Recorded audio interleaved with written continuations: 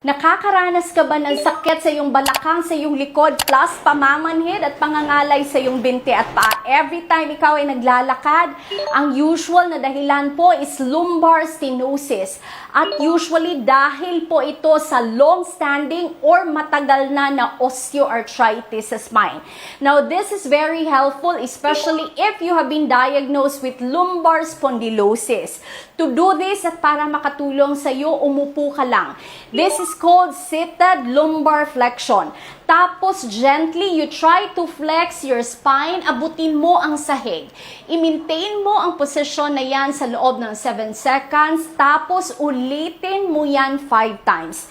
You need to feel a gentle stretch. Banayad lang na stretch dito sa iyong likod, sa iyong binte at hita. Hindi ito para sa iyo if nakakaranas ka ng pananakit.